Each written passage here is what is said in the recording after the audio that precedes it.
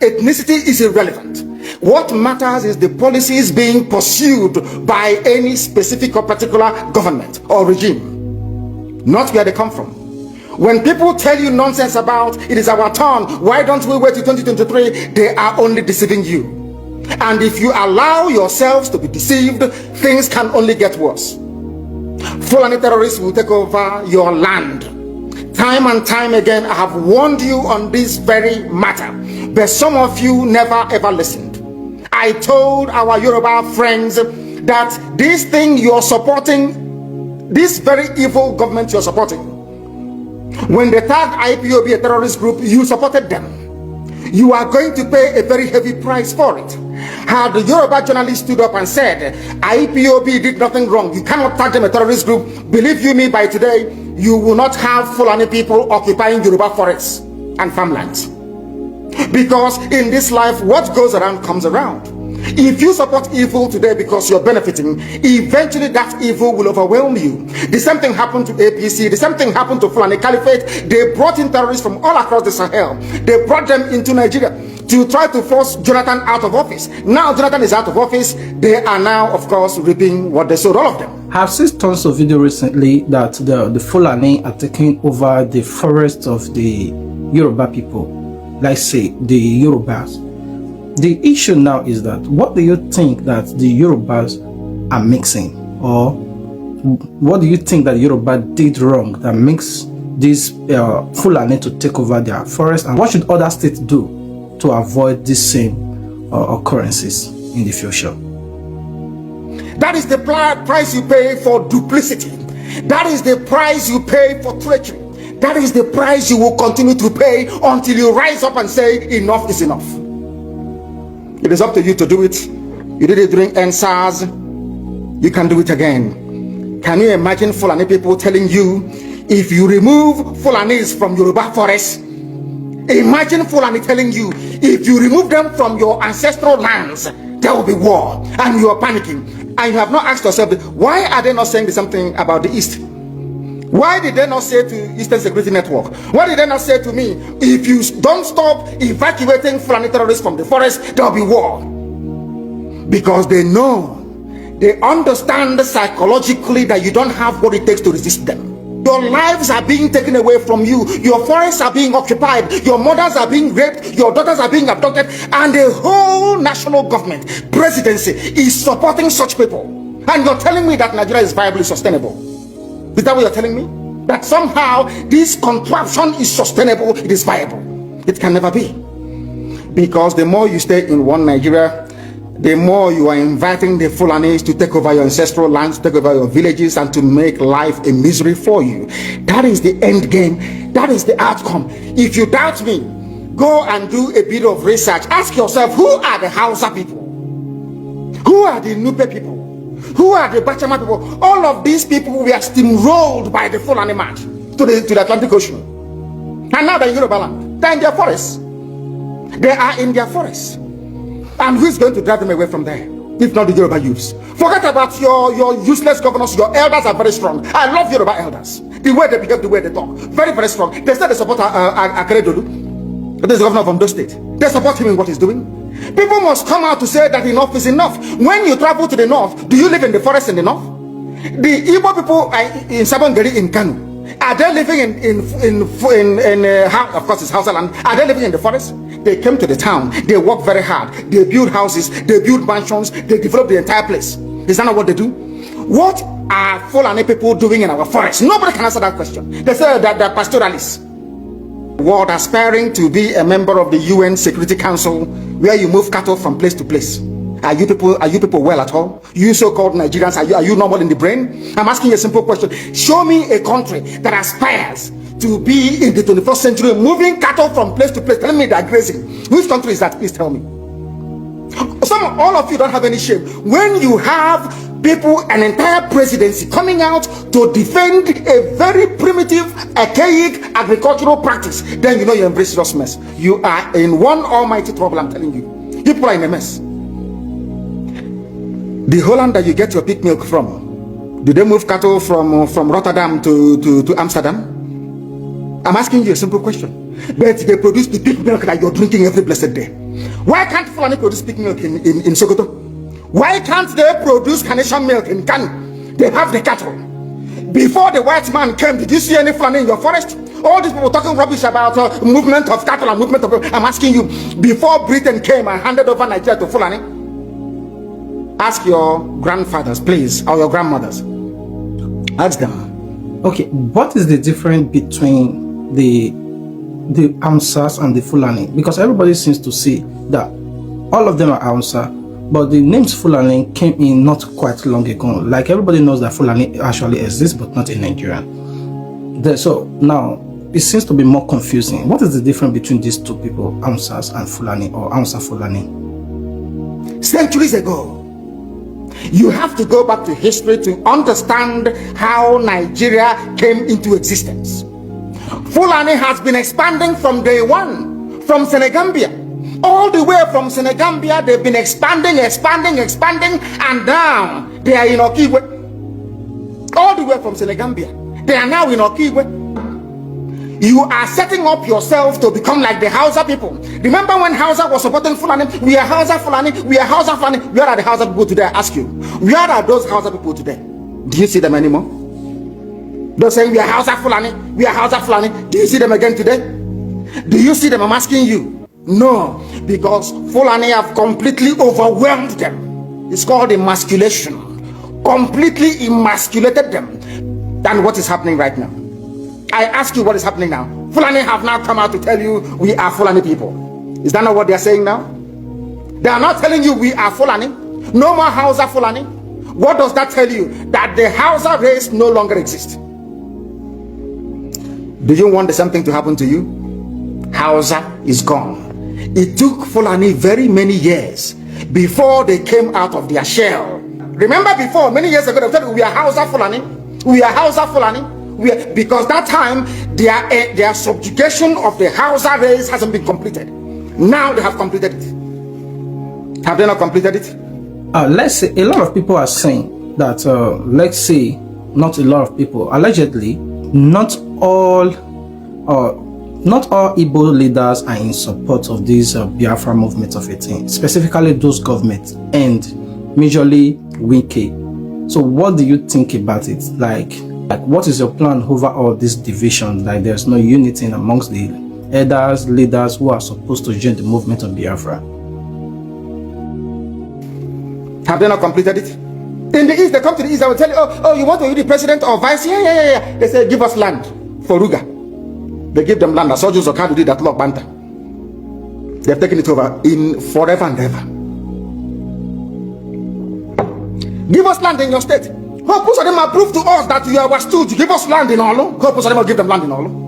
We can go and kill people in people. We can kill for them. How many Fulani governors are prepared to kill bandits? I didn't say normal people. I'm talking about armed, dangerous bandits. How many Fulani governors? Go and read your newspapers, you will see it there. Fulani governors are negotiating with them, giving them arms, giving them vehicles, making sure that their life is no longer a misery. But see, they come down to the south. They tell you, give us land for Ruga. Go and kill your people to prove to us that you're one Nigerian. That was why Obi was talking rubbish. He was talking, was it yesterday or 2 days ago? Supported by the BBC. The problem you people have in Nigeria is this. Your journalists, you see people, Punch newspaper, Tribune, Vanguard, and Nation, they are your second worst enemies. I'm telling you the truth. They can never ever be objective in their reportage. Never ever. That's why all of you are suffering. But you don't know it. They were the same people used to scuttle the NSAS protest. Of course, some of you went about looking for Indomie in warehouses. Only Fulani stooges can now emerge in the East. It took them very many years, nearly 50 years, to accomplish this very simple task of making sure that everybody, be it Ohanese, be it Pandef, be it governor, anybody you're bringing out must come to the north to swear allegiance to the caliphate. All of them. Ban on. Is there any political godfather in the East? There is none. They all go to the north to go and swear allegiance to the Janjaweed. That is why our life is in a mess. That is why they can do something like Obiozo and make him the Ohanese President General. In front of our eyes, in front of Korokoro. And what did they bribe? They gave money to BBC, they gave money to to all Zoo newspapers. They started to trumpet, Apex Group, Apex. You saw them holding their meeting under a canopy. A turn without shame. A whole under sand, turn canopy. Maybe you saw it. Disgraceful and shameful. Talking rubbish. The man looks like a janjaweed anyway. Talking nonsense. These are people they have prepared for you to sell you down the drain. By the time the Fulanis are done with you, believe you me, if you don't rise up now to fight for your freedom, by the time Fulanis are done with you, you'll be more useless than a Hausa peasant doing Babiala somewhere in Zaria. Okay, let's say Biafra or the Eastern seems to be the only one fully ready for this Fulani eviction. Now, was there any time, because you feel like you seem to be more aware of them and you were prepared, was there any time in you want other religions or other ethnic group or other states about these Fulani evictions that's currently going on in Nigeria? In 2014, 2015, 2016, they said he's a warmonger. He's a warmongering. I went to America and I told World Igbo Congress that this war you are avoiding is going to come to your villages. They said, no, it's not going to happen. What is happening today? When Yoruba was supporting this, the dead idiot called Buhari, did I not warn them that this evil you're supporting will consume you? They never listened. They never wanted to listen. IPOB is a terrorist group. You're trying to divide Nigeria. But Mietiala is not. People that you are calling bandits, have you heard anybody come out to say, please Buhari, since presidency is there defending terrorists in the forest, why don't you proscribe them? No, you cannot proscribe a Fulani group. Never. And all of you, we are supporting evil. When there is the proscribed IPOB, proscribed indigenous people of Biafra. These are Yoruba journalists writing junk. Every day they keep writing rubbish. But their land is under siege. In order to ensure that they get into you, they subjugate you. Look at Yoruba land, Ilorin. Yoruba, how did you lose Ilorin? You lost Ilorin because somebody thought or felt that by aligning himself with what he felt was a superior Fulani force, he can defeat his own people. Afonja, what happened? As a result of that miscalculation, the great Yoruba race lost Ilorin to Fulani Caliphate. That is why in Ilorin you have an emir of Ilorin, not an Oba of Ilorin, answerable to Sokoto. That is where Lai Muhammad comes from. You can see them. Sokoto slaves in Yoruba land. When I say that it's not religion, it has nothing to do with religion. Okay, let's say the Igbos or let's say the IPOB are ready and not against Nigerians but against the Fulani Jayawings. But I want you to tell us and let's say what is the alternative and the way forward for the rest parts of Nigerians? Unless you prefer epileptic power supply, unless you prepare to live your whole life without running water, unless you want to live in abject poverty and deprivation, your only alternative is a revolution.